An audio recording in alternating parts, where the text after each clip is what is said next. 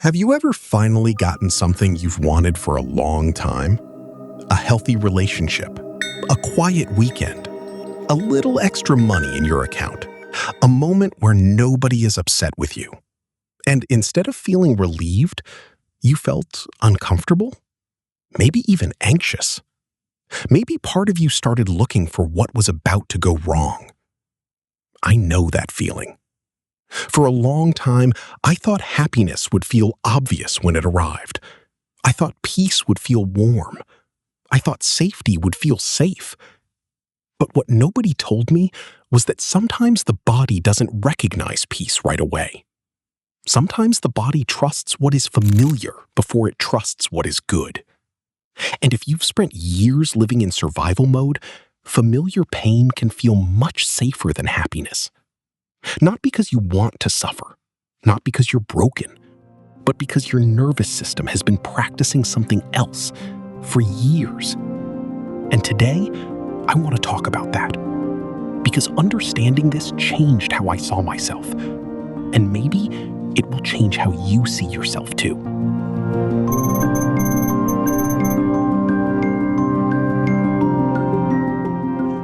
There was a time in my life when I constantly felt like I was waiting for something bad to happen, even during good moments, especially during good moments.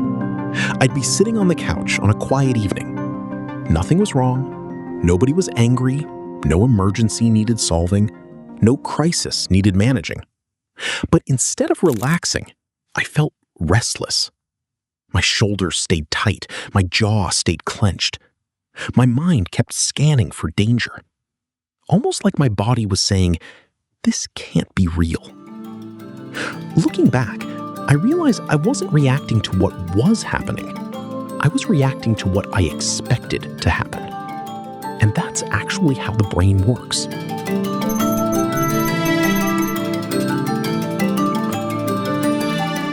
One of the most important discoveries in neuroscience is that the brain isn't simply recording reality. It's constantly predicting it, based on past experience, based on patterns, based on what it has learned to expect. If you've spent years around unpredictability, Nothing terrible happened, but my body learned to expect the unexpected. your brain learns unpredictability. If you've spent years around criticism, your brain learns criticism. If you've spent years waiting for disappointment, your brain gets very good at expecting disappointment. The prediction becomes familiar, and familiarity feels safe, even when it hurts.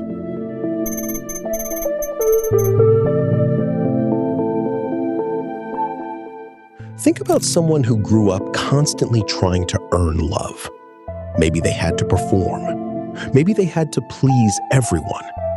Maybe they learned that being useful was the only way to feel valued.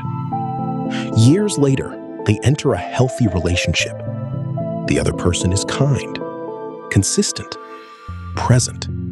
No games, no emotional roller coaster, no mixed signals. Everything they always said they wanted. But suddenly they feel restless. Something feels off. Something feels boring. Something feels wrong. Not because the relationship is unhealthy, but because their nervous system has spent years practicing a completely different emotional environment. The chaos feels familiar. The peace feels unfamiliar. And unfamiliar can feel dangerous. This happens in so many areas of life. I've seen it happen with relationships, money, success, healing, even happiness itself. I tell myself I'm afraid to fail, but part of me may be afraid of what happens if this actually works. Sometimes we think we're afraid of failure. But what if we're actually afraid of unfamiliarity?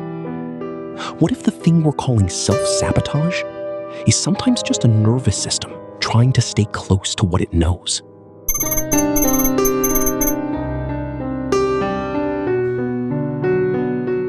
Because here's the uncomfortable truth.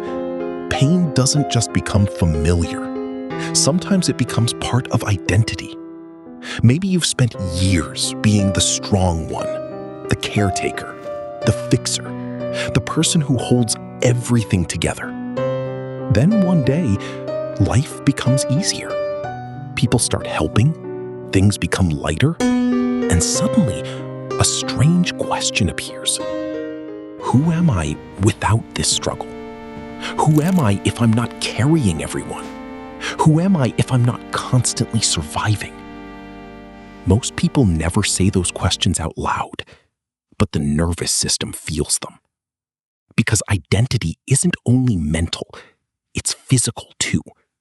It's patterns, habits, emotional expectations, predictable experiences repeated thousands of times. The body begins organizing around them, which is why healing can feel so strange.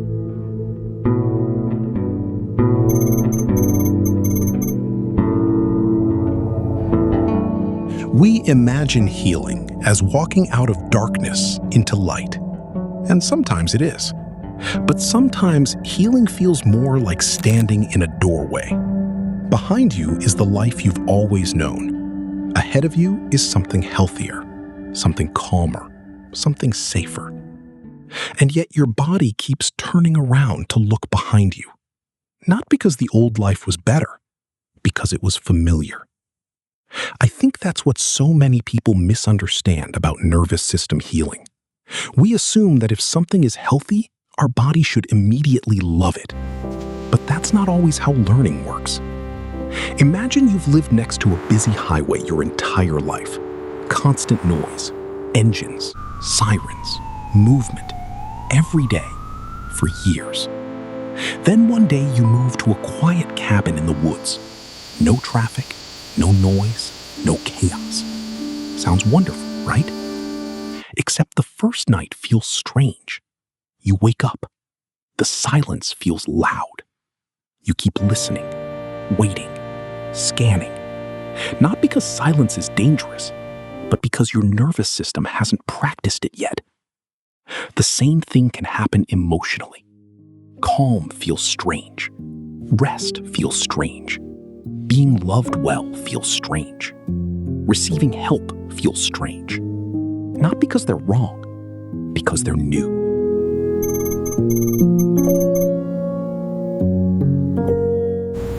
And this is where I think so many people become hard on themselves. They say things like, why do I keep ruining good things? Why can't I just enjoy this? What's wrong with me? Nothing may be wrong with you. Yeah. You may simply be experiencing the discomfort of learning a new emotional environment.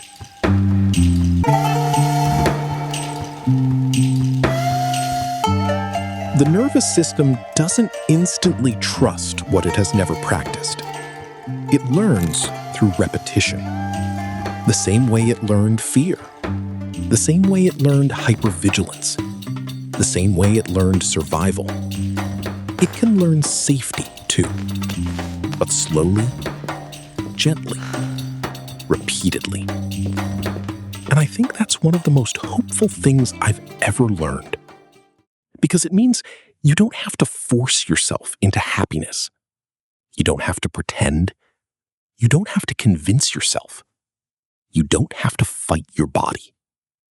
You can work with it. One small experience at a time. One safe conversation.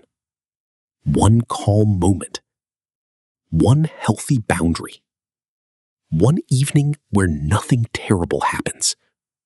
Then another. Then another. Over time, the unfamiliar begins to feel familiar. And that's when something beautiful starts happening. The nervous system stops asking, is this safe? And begins asking, is this home? If familiar pain has felt safer than happiness for you, please hear this. The discomfort you're feeling may not be evidence that you're moving in the wrong direction. It may be evidence that you're experiencing something new. And new doesn't automatically mean dangerous. Sometimes it means healing. Sometimes it means growth. Sometimes it means your nervous system is standing at the edge of a new reality it hasn't fully learned yet. So be patient with yourself. You don't have to rush. You don't have to force safety. You only have to keep practicing it. Because familiar pain isn't safer. It's just familiar. And familiarity can change. One safe moment at a time.